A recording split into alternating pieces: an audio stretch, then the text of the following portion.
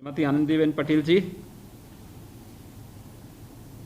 प्रदेश के नगर विकास मंत्री से आशुतोष टंडन जी, विभाग के राज्य मंत्री से महेश गुप्ता जी, विभाग के अपर मुख्य सचिव समेत नगर विकास के सभी अधिकारीगण, आज के इस संवाद कार्यक्रम में प्रदेश के सभी महापौर, चेयरमैन और पार्षदगण, उपस्थित सभी भाइयों बहनों,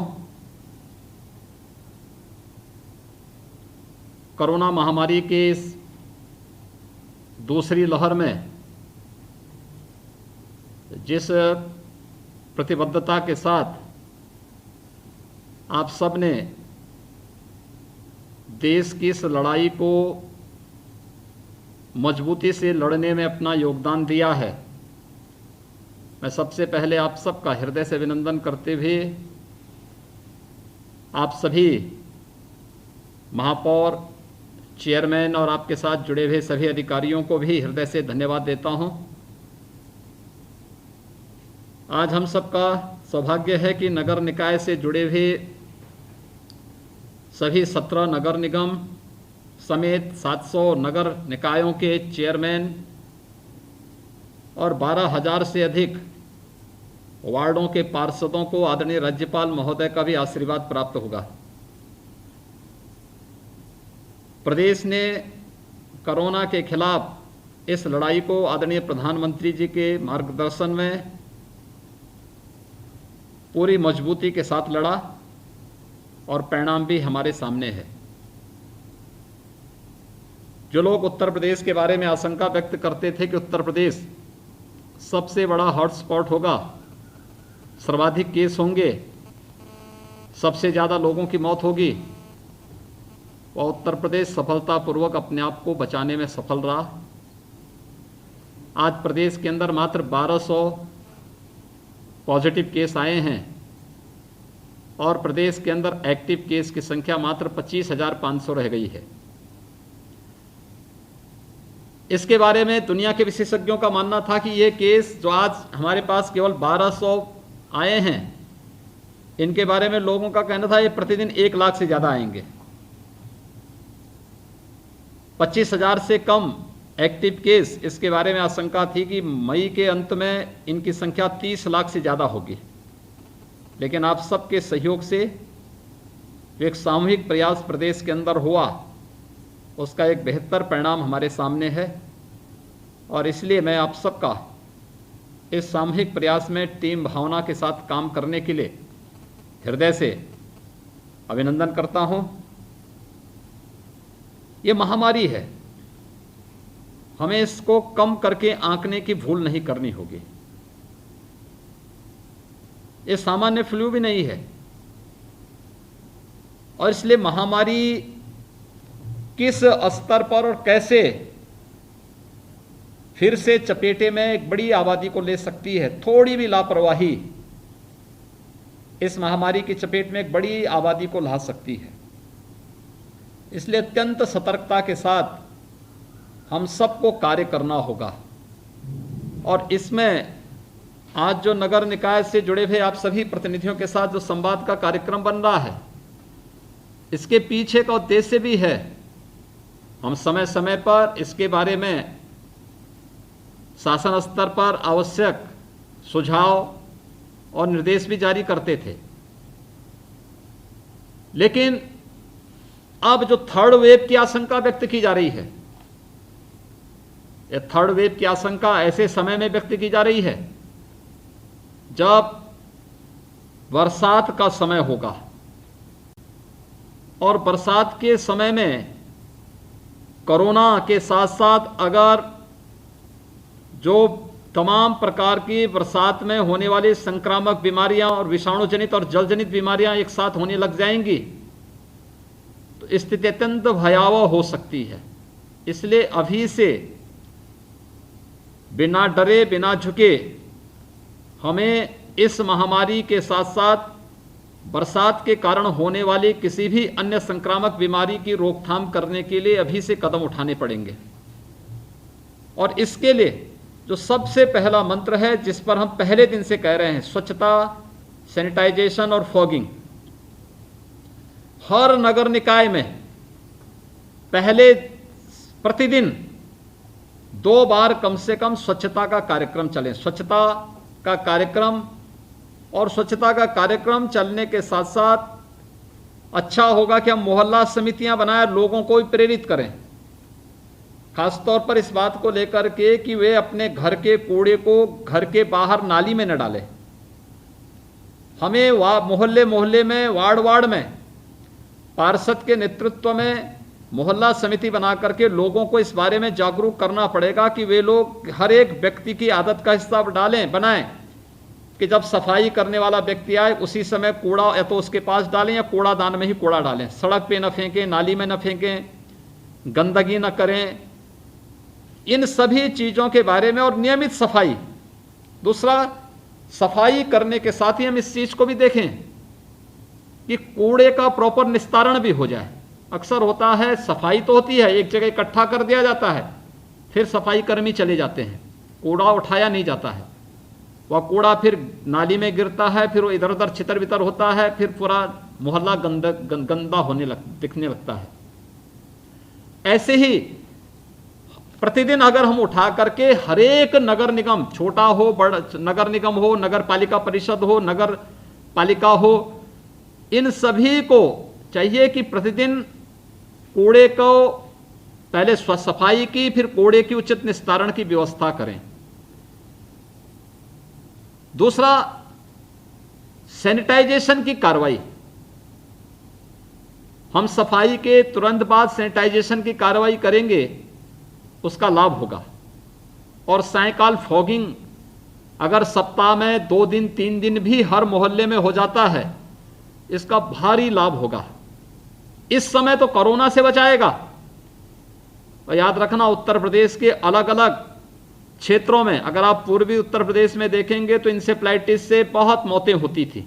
सरकार के प्रयास से उसमें नियंत्रण हुआ है, लेकिन हमें फिर भी सतर्क रहना पड़ेगा। अगर हम मध्य के क्षेत्र में बरेली और उसके आसपास के क्षेत्र को देखेंगे तो वहां पे मलेरिया के मामले आज भी देखने को मिलते हैं। हम पश्चिम में जाएंगे तो पश्चिम में चिकनगुनिया के मामले देखने को मिलते हैं। पूरब के काश वाराणसी और उसके आस मिर्जापुर आदि क्षेत्रों में देखेंगे तो वहां कालाजार के मामले देखने को मिलते हैं। बुंदेलखंड में भी चिकनगुनिया से जुड़े हुए तमाम ऐसे मामले देखने को मिलते हैं, जो कभी कभी व्यक्ति को, जब भी कोई व्यक्ति इसकी चपेट में आता है तो वह उसके लिए असह्य पीड़ा होने लगती है उसे। इसलिए सावधानी पूर्वक हम इन बीमारियों को आने से रोक सकते हैं।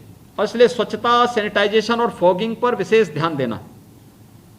जल जमाव बरसात में न हो, इसी अभी से नाला है, नाली है, इन्हें डिसिल्टिंग करना, जितना भी सिल्ट निकले उसको तत्काल वहां से हटा करके प्रॉपर निस्तारण उसकी करवा देना। अक्सर होता नाली की सफाई तो होती है, लेकिन जो सिल्ट होता है साइड में रख दिया जाता है, बाद में वह फिर उसी नाली में गिर जाता है, तो सफाई का कोई मतलब नहीं होता। अभी से अगर आप इसकी व्यवस्था करेंगे, प्लास्टिक को, थर्माकोल को सरकार ने बैन कर रखा है। अगर आप भी अपने नगर निकाय में प्लास्टिक, थर्माकोल, इन सभी को प्रतिबंधित कर दें, इनसे जुड़े हुए, इनसे बने हुए बैग, इनसे बने हुए कप, प्लेट, ग्लास, ये जितने भी हैं, अगर इनको आप पहले से रोक देंगे तो स्वाभाविक रूप से नाली आधी से सफाई स्वयं हो जाएगी। तो इस सफाई, स्वच्छता पर अगर हम ध्यान दे देंगे तो एक सबसे बड़ा कार्य तो ये आपका सबसे पहला काम हो सकता है। कोरोना से भी बचाव होगा, आपका नगर सफाई भी दिखाई देगा, और बरसात में आसन्न उन तमाम चुनौतियों को, जो इंसेफ्लाइटिस को लेकर, मलेरिया, कालाजार, चिकनगुनिया, अन्य तमाम प्रकार की विषाणु जनित या जल जनित बीमारियां, डायरिया आदि के कारण भी जो तमाम प्रकार के लोग चपेट में आते हैं, उससे मौतें होती, इनको रोकने में नगर निकाय बहुत बड़ी भूमिका का निर्वहन कर पाएंगे। दूसरा, हमें ये देखना होगा कि हम लोगों ने हर एक जनपद में हर नगर निकाय में भी, ग्रामीण क्षेत्र में भी और शहरी क्षेत्र में भी, वार्ड स्तर पर, नगर पालिका परिषद स्तर पर, नगर निगम के स्तर पर निगरानी समितियों के गठन की कार्रवाई की थी। जहां पे निगरानी समितियां काम कर रही थी, बहुत अच्छा काम उन्होंने किया है। कुछ छोटी छोटी चीजें होती हैं जिस पर हमें ध्यान देने की आवश्यकता है। जैसे बीच में आपने देखा होगा, तमाम लोग, अगर उनके परिवार का कोई सदस्य की दुखद मौत हो गई तो उनका अंतिम संस्कार करने की बजाय बॉडी को, मृत शरीर को नदी में प्रवाहित कर देते थे। ये अच्छी स्थिति नहीं है। कभी किसी ने परंपरा के रूप में अपनाया होगा, उसके कुछ नियम रहे होंगे, लेकिन आज इतनी भारी आबादी हो चुकी है, हम लोग उन लोगों को समझाएं ऐसा न करें। दूसरा, अगर कोई ऐसा परिवार है जिसके पास पैसा नहीं है, गरीबी के कारण या अन्य कारणों से नहीं कर पा रहा है, तो मोहल्ले की समिति जो पार्षद की अध्यक्षता में है, वह इस बात को सुनिश्चित करें कि नगर निकाय उस परिवार को 5,000 रुपये दे, वह परिवार या तो अंतिम संस्कार की कार्रवाई संपन्न करें जिस भी परंपरा को मानने वाला है, नदी में प्रवाहित न हो। और अगर नगर निकाय, वह व्यक्ति इस स्थिति में भी नहीं कि वो अंतिम संस्कार कर सके, तो नगर निगम या वह मोहल्ले की समिति ही प्रशासन के सहयोग से मृतक का अंतिम संस्कार की कार्रवाई उसकी परंपरा के अनुसार संपन्न करवाएं। यह व्यवस्था हम लोगों ने 1 वर्ष पहले से ही बना दी थी, हमें केवल उसको लागू करवाना है। हमें यह भी देखना होगा कि प्रत्येक नगर निकाय से सटे हुए किसी ऐसे स्थल पर जहां पे लोगों को बहुत दिक्कत न हो, अंत्येष्टि स्थल, सौदागृह या फिर कब्रिस्तान की व्यवस्था, साफ सफाई की व्यवस्था उसमें भी रहनी चाहिए, कहीं भी गंदगी ना दिखे। अगर हम इन सब बातों को ध्यान दे दें, आप देखेंगे वहां पे अपने आप एक सुधार दिखाई देगा और उसका लाभ भी आपको प्राप्त होगा। हमें अक्सर जितने भी हमारे नगर निगम हैं, नगर निकाय हैं, हमें कुछ नयापन वहां पे करना पड़ेगा। जैसे भारत सरकार ने उत्तर प्रदेश के 10 नगर निगम को स्मार्ट सिटी के रूप में विकसित करने की योजना बनाई। 5 लाख की आबादी के ऊपर के नगर निकायों को, 60 ऐसे नगर निकायों को अमृत योजना के अंतर्गत भी चयन किया। जो भी नगर निगम या नगर निकाय स्मार्ट सिटी या अमृत योजना के अंतर्गत चयनित हैं, वे समयबद्ध ढंग से अपने कार्यक्रम को तेजी से आगे बढ़ा दें।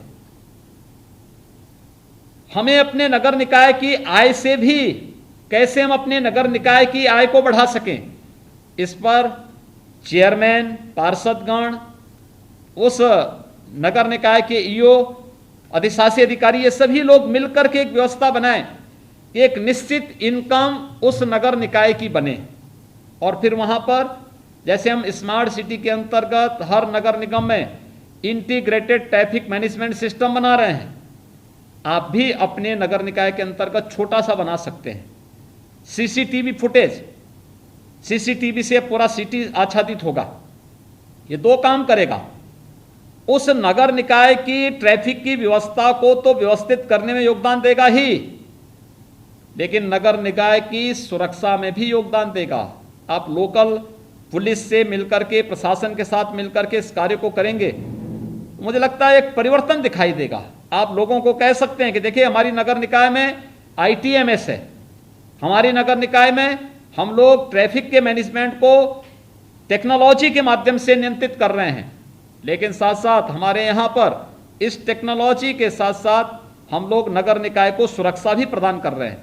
क्योंकि बड़ी बड़ी घटनाएं अगर कभी उत्तर प्रदेश के अंदर घटित होती हैं, उनके अनावरण में हमें जो सबसे ज़्यादा मदद मिलती है वो सीसीटीवी फुटेज से मिलती है। और सीसीटीवी फुटेज के माध्यम से हम लोग अपराधी तक पहुंचने में सफल होते हैं और उसके खिलाफ कार्रवाई करने में हमें सफलता प्राप्त होती है। अगर आप अपने नगर निकायों में भी इस प्रकार का कुछ कार्यक्रम चलाएं, इसमें नगर निकाय इसमें जिला प्रशासन, पुलिस प्रशासन तीनों मिलकर के भी इस कार्यक्रम को आगे चला सकते हैं।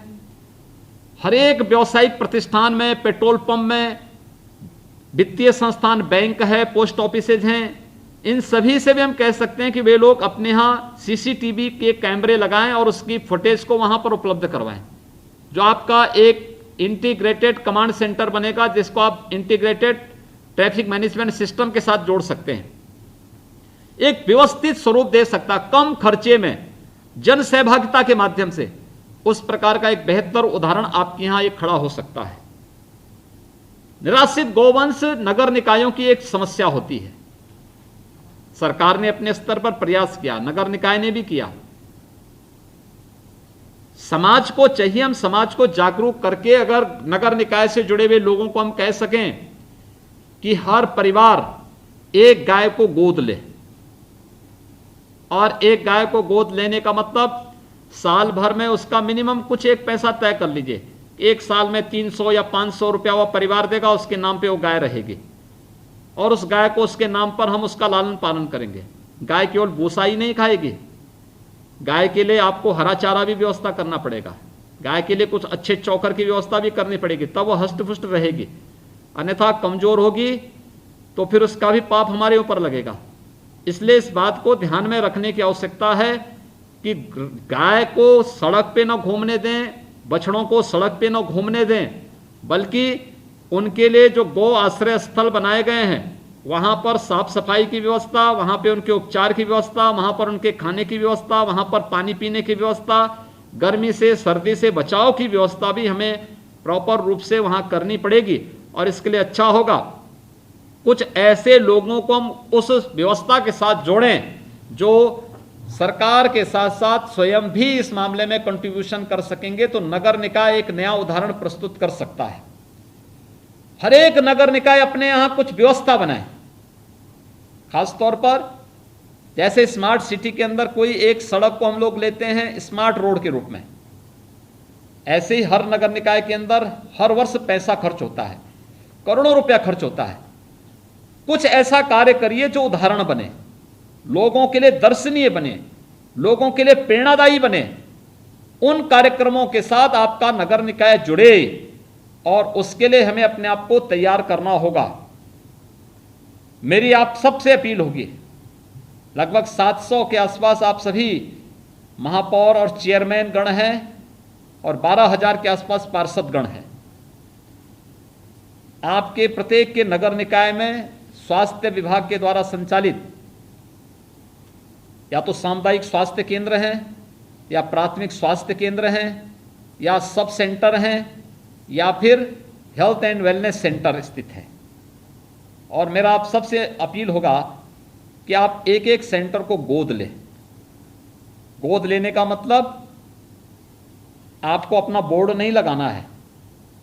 गोद लेने का मतलब कम से कम महीने में 2 से 3 बार वहां का विजिट करना, वहां की साफ सफाई को देखना है कि नहीं है, नहीं है या तो विभाग से, नहीं तो अपने नगर निकाय के साथ जोड़ करके वहां साफ सफाई की व्यवस्था देखना, वहां की कनेक्टिविटी को ठीक करना, सड़क ठीक हो, जल निकासी ठीक हो, वहां जल जमाव न हो, भवन के ऊपर कोई भी पेड़ पौधे न उगे हुए हों, गंदगी न दिखाई दे, भवन के अंदर जाले न लगे हों, वहां पर डॉक्टर नियमित रूप से आते हैं नहीं आते हैं, इसके बारे में जानकारी रखना, सीएमओ को और जिलाधिकारी को इसकी सूचना देना। वहां पर पैरामेडिक्स और जितने भी नर्सिंग स्टाफ है, हाउसकीपिंग स्टाफ, वार्ड बॉय, दाई आदि होंगी, टेक्नीशियन होंगे, इनके बारे में जानकारी लेकर के बहुत सद्भावना के साथ, सद्व्यवहार के साथ उनके साथ चर्चा करना, वे लोग कार्य कर सकें इसके लिए प्रेरित करना। कोरोना में बहुत अच्छा काम स्वास्थ्य कर्मियों ने किया, कोरोना वॉरियर्स ने किया, जो आपके नगर निकायों के स्वास्थ्य कर्मी हैं या नगर निकाय से जुड़े हुए स्वच्छता कर्मी हैं, बहुत बड़ा काम इन्होंने किया। और ये हमें उन लोगों को प्रेरित करना होगा, बताना पड़ेगा कि कैसे वे लोग सामान्य दिनों में भी अच्छा काम कर सकते हैं। उस नगर हेल्थ पोस्ट का या सब सेंटर का या हेल्थ एंड वेलनेस सेंटर का, प्राथमिक स्वास्थ्य केंद्र या सामुदायिक स्वास्थ्य केंद्र की सफाई, रंगाई पुताई को साल भर में 1-2 बार करवा देना, सामान्य जिस दिन छुट्टी हो उस दिन करवाने की व्यवस्था करना। वहां पे उपकरण रखे हैं, उनके मेंटेनेंस के लिए सीएमओ और जिलाधिकारी से कहना, अगर किसी दानदाता के माध्यम से वहां पे कुछ उपकरण आप उपलब्ध करवा सकते हैं जिसकी नितांत आवश्यकता है, उसमें सहयोगी बनना। ये कुछ कार्य इस प्रकार के होंगे, कम खर्चे में आप एक अच्छी व्यवस्था अपने नगर निकाय के लोगों को दे सकते हैं, और एक जागरूक जनप्रतिनिधि के रूप में, एक जिम्मेदार जनप्रतिनिधि के रूप में हमारा ये दायित्व बनता है हम ये कार्य करके दिखाएं वहां पे। और इसीलिए मेरी आप सबसे अपील होगी कि हम लोग इस प्रकार की व्यवस्था के साथ अगर जुड़ेंगे, मैं चाहूंगा कि अपने नगर निकाय के, अपने नगर विकास के मंत्री श्री आशुतोष टंडन जी को और विभाग के अपर मुख्य सचिव को आप उसकी सूची जरूर बना के भेजें कि कौन सा आपने स्वास्थ्य केंद्र, प्राथमिक स्वास्थ्य केंद्र या सामुदायिक स्वास्थ्य केंद्र गोद लिया है, और हर महीने की रिपोर्ट भी उसकी करें, क्या क्या इसमें आप कर रहे हैं। हम इसका एक पोर्टल भी बना रहे हैं, क्या क्या गतिविधियां चल रही हैं, कैसे वहां पे कार्य हो रहा है। देखिए, स्वस्थ रहना हर व्यक्ति का नैतिक अधिकार है, और एक जागरूक जनप्रतिनिधि के रूप में हमारा ये दायित्व बनता है कि हम हर नागरिक को स्वस्थ होने के लिए उस प्रकार की व्यवस्था दें। और इसमें आपको जोड़ने के लिए, आह्वान करने के लिए आज मैं विशेष रूप से आपके साथ जुड़ रहा हूं। ये हमारा सौभाग्य है कि आदरणीय राज्यपाल महोदय का मार्गदर्शन और आशीर्वाद आप सबको प्राप्त होने जा रहा है। मैं इस अवसर पर आदरणीय राज्यपाल महोदय का एक बार फिर से हृदय से स्वागत करता हूं। आप सभी नगर निकाय से जुड़े हुए हमारे जागरूक प्रतिनिधियों ने कोरोना की सेकेंड वेव में भी मजबूती के साथ लड़ते हुए इस पूरी वेब को नियंत्रित करने में जो योगदान दिया है, उसके लिए हम सब, मैं आपको हृदय से धन्यवाद देता हूं। लेकिन मैं आप सबसे इस बारे में कहूंगा कि हम लोगों को जागरूक निरंतर करते रहें। कोरोना पूरी तरह समाप्त नहीं हुआ है, हमने उसको अभी कुछ हद तक नियंत्रित किया है। छोटी छोटी लापरवाही, भीड़ न होने दे कहीं भी। सरकार ने जो गाइडलाइन जारी की है उसका पालन करवाएं। बिना मास्क के कोई घर के बाहर न निकले। हाई रिस्क कैटेगरी के लोग घरों में रहें। हम लोगों को टेस्ट करने के लिए और वैक्सीन लगाने के लिए प्रेरित करें। अगर ये सभी कार्यक्रम हम कर सकेंगे तो हम लोग कोरोना को पूरी मजबूती के साथ रोकने में हमें मदद मिलेगी। और आदरणीय प्रधानमंत्री जी के नेतृत्व में देश के अंदर कोरोना के खिलाफ जिस लड़ाई को पूरी मजबूती के साथ लड़ा जा रहा है, पहली लहर पर देश ने विजय प्राप्त की, सेकंड लहर पर विजय प्राप्त करने के नजदीक है, और थर्ड वेव को आने के पहले ही हम नियंत्रित करने में सफल हो पाएंगे। इसमें टेस्टिंग और वैक्सीनेशन के कार्यक्रम में हम सबकी सहभागिता होनी चाहिए। यही अपील आप सबसे करते हुए आप सबके प्रति मैं अपनी शुभकामनाएं देता हूं। धन्यवाद। जय हिंद। नमस्कार, मैं हूं मानक गुप्ता। अगर आपको हमारा ये वीडियो पसंद आया हो तो इसे लाइक और शेयर जरूर करें, और हाँ, हमें सब्सक्राइब और फॉलो करना ना भूलें ताकि आप देश और दुनिया की कोई खबर मिस ना करें। तो जुड़े रहिए हमारे साथ और देखते रहिए न्यूज़ 24।